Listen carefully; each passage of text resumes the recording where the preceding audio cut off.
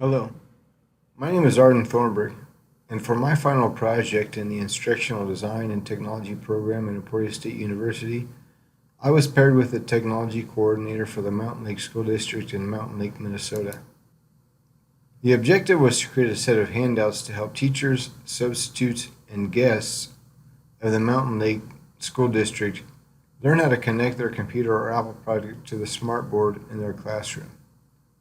Some of the basic functions that are covered include connecting to the device with your computer or Apple product, powering the device on or off, writing, drawing, and erasing digital ink with the pens and eraser, and screen orientation or calibration. As the school district utilizes two different models of smartboard, I created individual handouts for both of the boards. Another feature of the handouts is that they contain QR codes that link to videos that supplement the instructions on the handouts. As such, I also created videos using PowerPoint and Camtasia to supplement the handout I created for the Model SB680 smartboard. For the MX075 model, the QR codes link to videos that were already available through the manufacturer of the smartboard, Smart Technologies. On the screen, you can see the inner cover of the original hand designs that I created for the two models. On the left is the XB680, on the right is the MX075. One of the first lessons that I learned when starting my project is that there is a difference between a smartboard, a whiteboard, and an interactive whiteboard. A whiteboard is similar to a chalkboard. Markers are used to draw on the whiteboard, leaving a residue behind that sticks on the board. It must be wiped off or erased using a specially designed eraser. An interactive whiteboard is used in combination with a computer or Apple product to project the contents of the computer screen onto the interactive whiteboard. Interactive whiteboards may be able to be written on with expo markers similar to a whiteboard. However, a distinct difference lies in the fact that whiteboards are not created by Smart Technologies. Additionally, when writing on interactive whiteboards, you will use electronic pens and digital ink. There is no physical residue that is left behind. Use a specially designed eraser also to erase the digital ink. Smartboards function similarly to interactive whiteboards. The major difference is that smartboards are manufactured by Smart Technologies, a company that's located in Canada. They also use electronic pens and a digital eraser.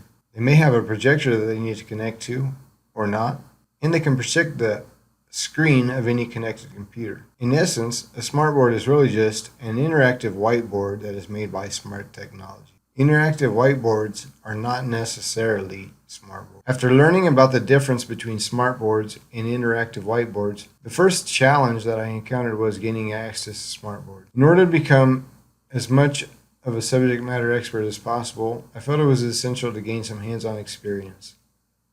As an instructor for both Kansas City, Kansas Community College and the Metropolitan Community College in Kansas City, I reached out to the media services groups to determine whether one of our schools had either of the two smartboard models available. Oddly enough, I discovered that one of the classrooms that I had taught in prior to COVID and myself moving to fully online classes, there was an older version of the SB680 that I could use. So I discovered that I was already familiar with some of the basic features. Although while doing research for this project, I learned a lot more about both models. Luckily for me, I found another model, the exact model I needed, SB680 at Kansas City, Kansas Community College. The picture that you see on the screen right now is the actual smartboard that I worked with at Kansas City, Kansas Community College. Gaining access to the second model of smartboard proved to be the most challenging. The MX075 model was not available in a lot of the schools. I did a Google search online to see if there were any schools nearby that used this model. I came across an invoice while doing a Google search that found 3 different vendors of the MX075 smartboard. One of the companies, Kansas City Audio Visual, happened to be located less than 10 miles from my home. I visited Kansas City Audio Visual, and after speaking with one of the associates, I discovered that Leavenworth High School also used some of the same models in their schools. I applied for a pass to Leavenworth High School after passing a background check, and I made 2 visits to that school. Leavenworth High School is located approximately an hour from my home. So each time I visited the school, it required me driving a 2-hour round trip. That made it somewhat difficult to get access to the school as much as I wanted to. However, I did learn a lot while I was there, and I am thankful to Leavenworth High School for allowing me to use their equipment. While I was able to eventually gain access to each of the smartboard models, the conditions were such that I was not able to get a lot of time working hands-on with either of the smartboards. For the handouts, I ultimately decided to create a quick start guide for both smartboard models. Here you can see phase 1 of each design. Each section on the inner cover of the quick start guide is designed to function as 1 or 2 instructional modules. On the outer cover are the school's logo, information about basic features, and some frequently asked troubleshooting questions. Now on the screen you can see the Phase 2 beginning design for the SB680 model. This has both the inner and outer cover of the trifold style pamphlet. This design was created using Adobe Illustrator. While I gained some valuable experience using this Adobe tool, I decided to use Canva, which was introduced to me by the technology coordinator for Mountain Lake Public Schools. Now you can see the final version of both the inner and outer cover of the SB680 Quick Start Guide. I utilized the colors associated with the Mountain Lake School District as part of the overall design. Additionally, for the final design, I decided to use a picture of the smartboard with writing on it, rather than just having the image of the smartboard itself. This created some additional space for instructions and allowed me to use the smartboard as it was actually intended, to have writing on it. This suggestion was given to me by one of my students during the implementation process of the instructional design. You can also see that there are QR codes located on the inner and outer cover of the handout. When scanned with the QR reader, these QR codes link to instructional videos that supplement the information on the Quick Start Guide. The QR codes each link to the same video, which is a combination of several short videos that are created using PowerPoint and Camtasia. On the screen now is the very final version of the Quick Start Guide for the MX075 smartboard model. The school's colors were also used, however they were switched. In this example, you have 2 gray sections on the inner and outer covers, and 1 maroon section on each cover. On the model for the SB680, there are 2 maroon sections on the inner and outer covers, and 1 gray section on each of the covers.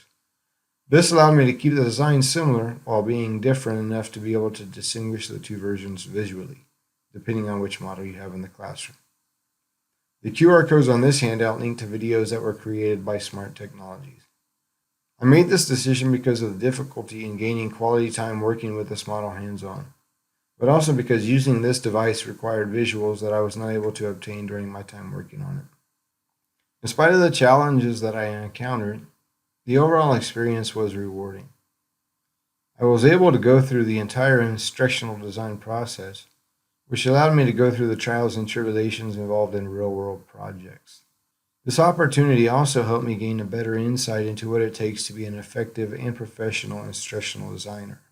While the challenges impacted my overall design and production, I realized that things won't always work the way we plan, and that evaluating and making adjustments are essential to the instructional design process. I am thankful that Emporia State is able to provide this type of project as a capstone for the instructional design and technology program. I can't stress enough the value of being able to work on a project that reflects the actual work done in the field. I would like to thank all of the instructors at Emporia State that I've had the opportunity to work under. When I initially started work in the instructional design and technology program, I really didn't know what I was getting myself into. Along the way, these instructors taught me what it takes to design engaging and effective instructional design materials. I would also like to thank Dimitri Buckland, the technology coordinator for Mountain Lake School District. Dimitri was a great help to me in the completion of this project. Dimitri, thank you for your time and assistance in completing this project. Thank you also to Kansas City Audio Visual for taking the time to set up smartboard displays so that I could work on the MX75 board.